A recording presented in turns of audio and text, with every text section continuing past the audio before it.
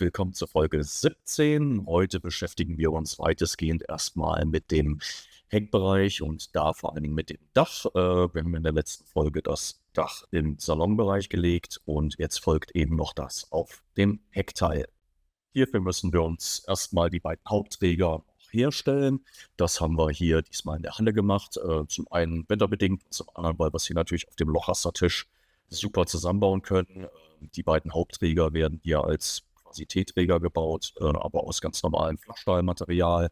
Die sind auch komplett gerade, da kommt jetzt also gerade mal nichts vom Plasmaschneider. Und so konnte man die hier erstmal zusammenbauen. Natürlich 2 Stück an der Zahl für den Außenbereich. Ja, genau das, was wir jetzt hier dann gleich bauen zusammen, ist der einzige Teil, wo wir die Originalpläne ja doch ganz gut verändert haben, denn das Dach ist im Ursprung 1/2 Meter kürzer, als wir es jetzt bauen und bekommt am Heck eigentlich keine Träger mehr, sondern hängt im Grunde frei über dem Außenbereich. Das haben wir aber geändert, das wollen wir anders haben. Das erkläre ich euch auch später noch im Video, warum wir das anders haben wollen. Und ja, dementsprechend können wir jetzt erstmal hier die fertigen Träger einpflegen.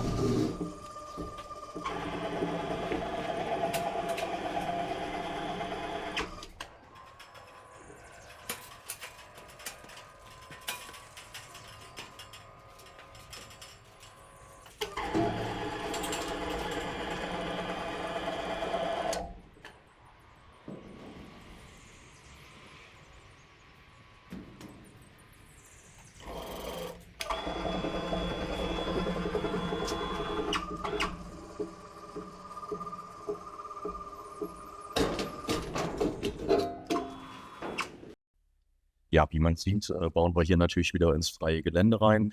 Das heißt, der einzige Anschlagpunkt ist hier die Rückwand vom Salon und das bisschen Dach, was hier noch übersteht. Sprich, erstmal natürlich wieder anzeichnen, sowohl hier an der Salonwand als auch eben am Heck am Boden, wo dann letzten Endes die Punkte sind, wo jetzt die beiden Träger hin ausgerichtet werden müssen. Und nachdem diese Vorbereitungen eben gemacht sind, können wir uns den Träger wieder an den Kran hängen. Erstmal mit dem Magneten so grob die Höhe hier wieder gesetzt, sodass wir den Träger hier so ein bisschen unter das Dach pressen können und mit dem Kran mit leichtem Vorzug gegen den Salon ziehen können, sodass der hier erstmal drin ist und natürlich dann mit entsprechenden Spatzen noch festmachen. Wir haben uns hier Hilfsträger erstmal gebaut, die hier am Heck drunter kommen, die bleiben nicht drin. Die nehmen wir später raus, wenn das gesamte Konstrukt fertig ist und wir die anderen Träger, die wir dort an der Stelle haben wollen, setzen können. Aber erstmal hier, um das Grundgerüst einzubauen, brauchten wir diese Hilfsträger, wo wir einfach erstmal drauf aufliegen können. Ja, für dauerhaft wären sie an der Position halt auch einfach Blödsinn. Da ständen sie jetzt, nicht mehr mitten im Raum, aber schon irgendwo dann im Weg. Das werden wir hier hinterher ein bisschen anders lösen. Und da, wo jetzt die Fernbedienung drauf liegt, da auf die Ecke ungefähr, kommen dann später die Stützen hin, die das verlängerte Dachteil dann entsprechend tragen sollen. So, nachdem wir den ersten Träger schon mal so grob fixiert haben, können wir das gleiche Spiel jetzt wieder identisch mit dem zweiten machen. Auch erstmal wieder reinziehen, ein bisschen festmachen, den Träger grob drunter und dann können wir entsprechend anfangen, das nochmal auszurichten. Ja, während wir jetzt hier ein bisschen ausrichten und ja, noch ein Wort eben zu diesem Außenbereich, uns ist der halt schon recht wichtig. Wir wollen das natürlich viel und gerne draußen aufhalten und deswegen haben wir gesagt, wir möchten das Dach ein bisschen anders gestalten, damit es A, die komplette Fläche hinten überdeckt und wir B, die Möglichkeit haben, die Seiten einzeln noch eben entsprechend mit Persenix zuzumachen. Wir wollten also nicht, wie das an vielen Booten dann der Fall ist, eine große haben, die das komplette Heck umspannt. Und wenn man irgendwo aufmachen möchte, hat man dann den Rest rumliegen, sondern wir möchten hier im Heck mit 3 einzelnen Teilen jeweils eine Seite zumachen können, je nachdem wie Sonnenstand ist oder wie man denn vielleicht auch Wind reindrückt, dass man das eben ein bisschen verschließen kann oder aber eben in Übergangszeiten oder kälteren Jahreszeiten dann auch komplett zumachen kann und den ganzen Teil so ein bisschen mitheizen. Aber das ist der Grund, warum wir hinten eben nochmal 2 Ausschleifungen dahin haben wollten, beziehungsweise eben Träger, sodass wir da eben mit den Persenings hinterher anschließen können und sie eben geteilt einsetzen können. Ja, wie ihr vielleicht merkt, haben wir uns hier in dem Teil auch viel Zeit gelassen mit dem Ausrichten und Messen, Weil klar, dieses in den freien Raum reinkonstruieren ist halt schon nicht einfach. Es ist wieder das Gleiche wie immer. Setzt man hier vorne die beiden Träger am Salon ja ein bisschen schief an und haben wir hinten auf einmal 10 Zentimeter nach links, rechts. Das gilt es natürlich zu vermeiden und das aber hier dann eben genau rauszumessen und zu machen. Ist halt ein bisschen aufwendiger und deswegen, ja, alles mit Ruhe machen, sodass es dann eben im Ende wieder passt. Und dann können wir hier auch schon anfangen, die Zwischenteile einzusetzen. Das sind jetzt wieder mit dem Plasmaschneider geschnittene Dachteile.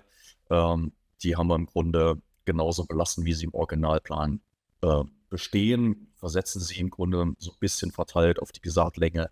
Und dann kommt hier hinten noch der Abschlussträger dran, der runterhängt. Den mussten wir jetzt erstmal hinhängen, weil ihr seht, dass der quasi als L ausgebildet ist. Und wir mussten da jetzt erstmal noch die beiden Hauptträger ausklinken, deswegen kurz anheben, dranheben, ausrichten, anzeichnen, schneiden. Und jetzt seht ihr, dass er hier schon eingebaut ist. Da hat die Kamera zwischendurch dann mit dem Akku den Geist aufgegeben. Der Teil fehlte also kurz.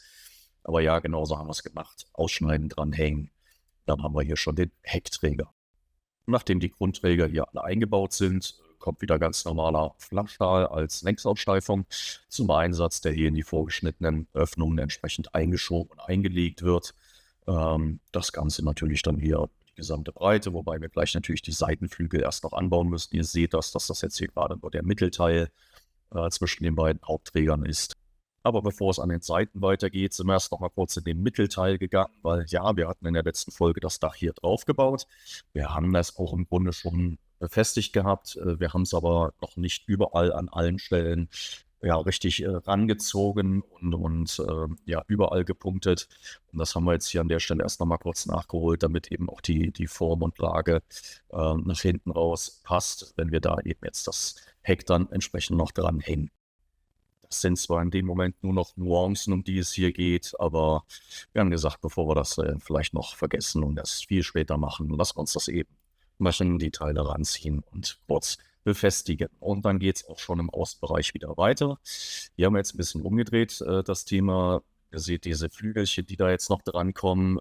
Hier mussten wir jetzt erstmal so grob den Aussteifungsflachstahl ja reinhängen, um dann das Flügelchen da wiederum dran zu bringen.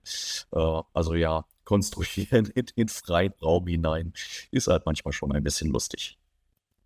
Aber so entsteht hier Stück für Stück unser Trägerteil für das Dach und was wir eben auf den einen Seiten machen, wie immer auch auf den anderen Seiten gleich machen und vorher noch mal kurz ein bisschen hier überall ein paar Punkte setzen, da wo es eben schon gemacht werden kann.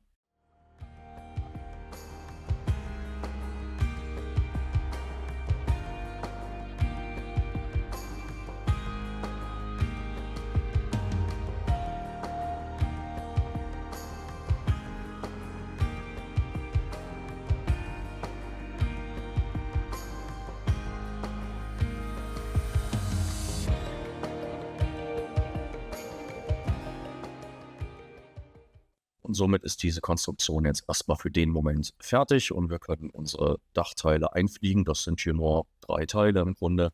Das Mittelteil haben wir mal als erstes draufgelegt, weil wir da die Mitte so ungefähr recht eindeutig hatten, wo es entsprechend zum Liegen kommt. Und jetzt können wir dann die Seitenteile anlegen. Ihr seht, dass hinten jetzt die Längsaussteifungen der Flachstahl übersteht. Das ist in dem Moment jetzt auch erstmal gewollt, damit wir eben jetzt zum Schluss dann, wenn alles komplett drauf liegt, ja, die so passend schneiden können, wie wir sie dann haben wollen. Denn da kommt auch noch ein Zierblech drumherum als Dachkantenabschluss. Dementsprechend müssen wir das natürlich alles aneinander anpassen, weil, wie gesagt, wir die Zeichnung hier verändert und verlängert haben, im Gegensatz zum Original. Ja, das Auflegen und Verbinden haben wir dann im Grunde genauso gemacht wie im Salon in der letzten Folge. Draufheben, aneinanderziehen und ja, dann erstmal ein bisschen ausrichten. Und jetzt kommen wir direkt schon zum dritten Teil, was hier dann entsprechend dazu gehört. Auch das dann keine große Kunst mehr. Ja, erstmal grob drauf und dann ausgerichtet. Ihr seht, dass wir jetzt hier mit den Schraubzwingen das fixiert haben, überall nach dem Ausrichten. Und jetzt kann es eben entsprechend wieder angeheftet werden. Das geht hier natürlich mittlerweile zügig von der Hand. Das sieht man, die Teile liegen gut, wir müssten nichts großartig runterziehen. Insofern überall die Punkte setzen, befestigen. Und dann können wir im Grunde auch die Zwingen schon mal abnehmen. Das Dach ist erstmal fertig für den Moment. Und damit kommen wir wieder zu unserer Treppe. Auch da haben wir in der letzten Folge schon dran gearbeitet. Jetzt können wir sie aber hier endgültig einbauen und setzen. Die Treppe an sich hatten wir ja bereits in der letzten Folge hergestellt und auch an die Ausbordwand angepasst, sowie hier oben an den Umgang angepasst.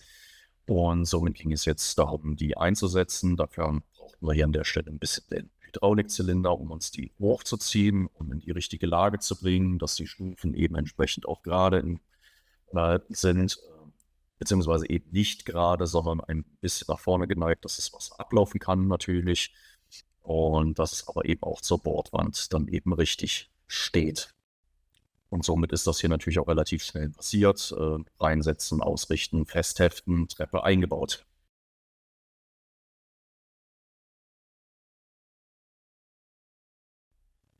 Nachdem die Treppe dann gesetzt ist, kommen wir jetzt mal wieder zu einem anderen Bauabschnitt. Und zwar haben wir hier im Vorschiff noch die Verkleidungsbleche zu setzen. Das sind auch wieder natürlich vom Plasmaschneider vorgefertigte Teile, die wir hier noch entsprechend anbringen müssen.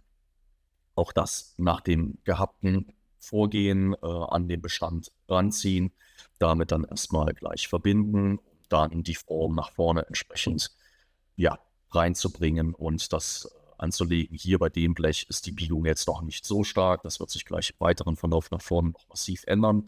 Vor allen Dingen die Spitze hier vorne am Vorschiff ist natürlich ein stark gebogenes Blech, aber das sehen wir natürlich gleich noch. Und nachdem das erste Blech jetzt hier so grob drin sitzt und befestigt ist, kommt natürlich wie gehabt dann das nächste Blech dran. Und wie wir das einsetzen, damit lasse ich euch jetzt mal wieder so ein bisschen an.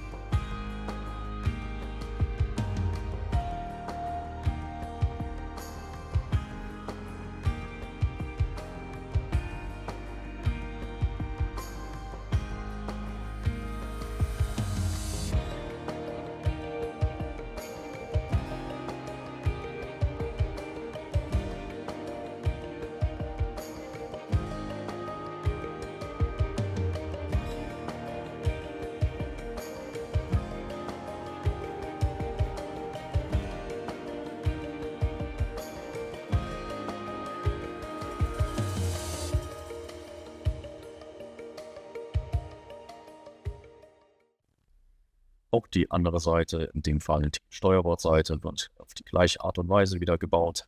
Das erste Teil reinheben, verbinden an den Bestand, wie ich das gerade schon erzählt habe. Für alle neuen Zuschauer, die vielleicht noch nicht so viel von uns gesehen haben, ich erzähle an manchen Stellen jetzt gar nicht mehr im Detail, was wir tun, weil wir es natürlich schon so oft im gesamten Bootsbau getan haben. Insofern schaut euch gerne unsere ersten Videos hier zum Bootbau an. Und ja, dann wird klar, was wir hier eigentlich immer machen und wie wir das Ganze aufbauen und umsetzen.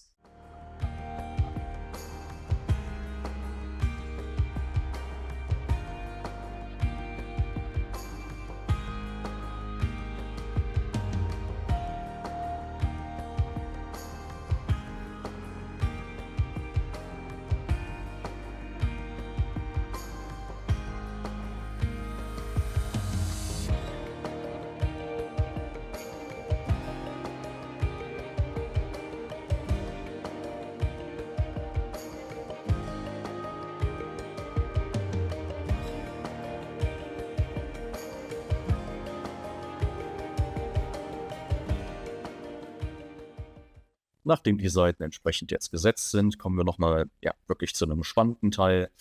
Auch hier hatten wir wieder so ein bisschen das Thema, dass wir unten auf dem Vorschriftblech, auf dem Umgangsblech, nicht die exakte Position wissen, wo das Blech hinkommt. Weil ja klar, es wird gebogen, es wird hier an die Seitenteile dran gebogen.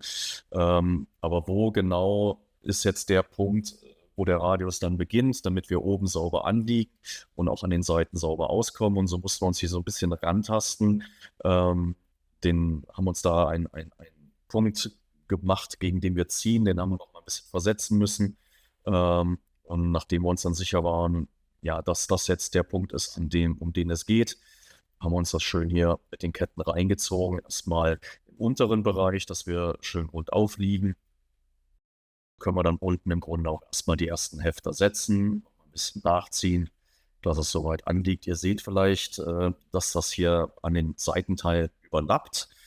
Sprich, auch das ist jetzt zum Ende hin nochmal wieder ein Passteil, was man also jetzt hier vorne, genauso wie das beim Bug war, entsprechend einpassen kann und an den Bestand dann entsprechend dran packt.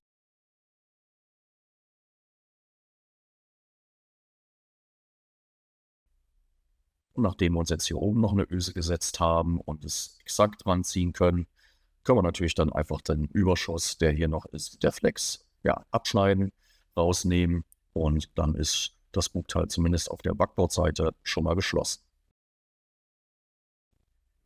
Nachdem es dann eben auch verschweißt ist, können natürlich die Ketten entsprechend wieder ab. Und jetzt schauen wir uns den Vorgang, den wir eben gemacht haben, nochmal von außen an.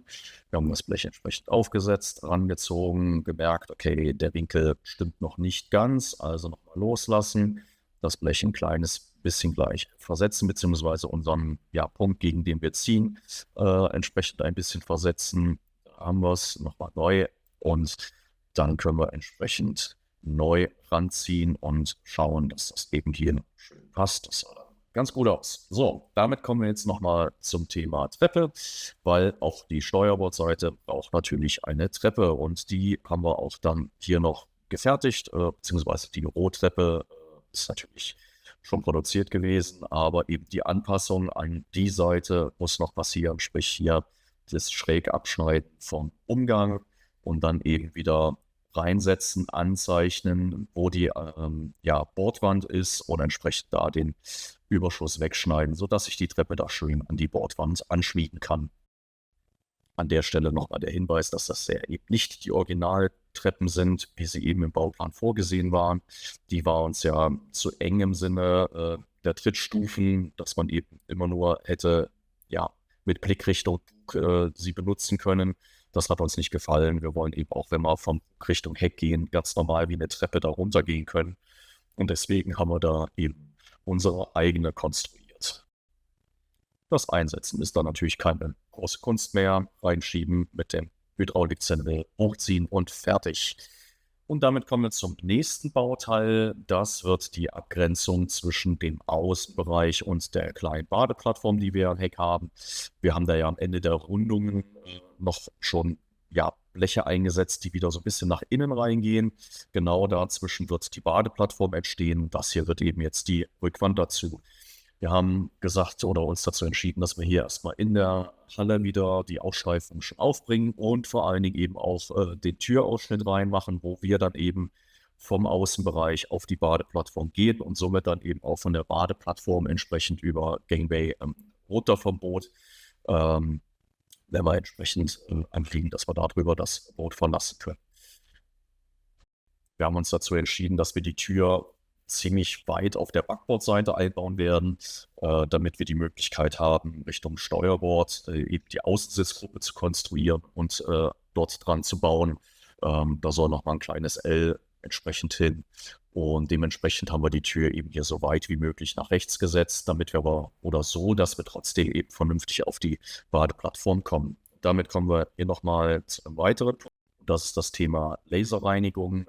Wir hatten es schon erwähnt, dass das mit dem Rost für uns im Moment erstmal relativ egal ist.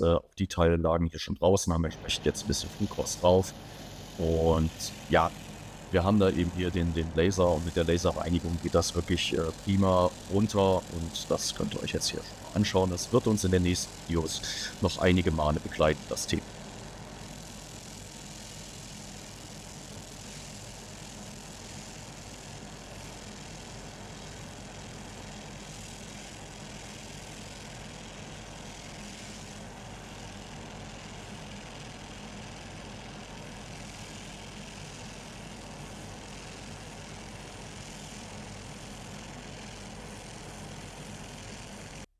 Und nachdem dann eben alle Schweißnähte hier bereinigt sind, machen wir uns hier noch ein paar Ausschleifungen drüber, damit wir keinen Verzug in das Blech bekommen. Und dann können eben die, ja, eigentlich Ausschleifungen für die Wände gesetzt werden und geschweißt werden, aber eben so, dass wir keinen Verzug in das Blech bekommen. Das war's für diese Woche. Bis zum nächsten Mal. Auf Wiedersehen. Vielen Dank fürs Zuschauen und wenn euch gefallen hat, was ihr gesehen habt, dann abonniert gerne unseren Kanal. Lasst auch gerne auf den Videos ein Like da, teilt sie mit Freunden. Wenn ihr uns unterstützen wollt, könnt ihr das gerne mit einem Thanks tun oder mit einer kleinen Kanalmitgliedschaft. Bis zum nächsten Mal, auf Wiedersehen.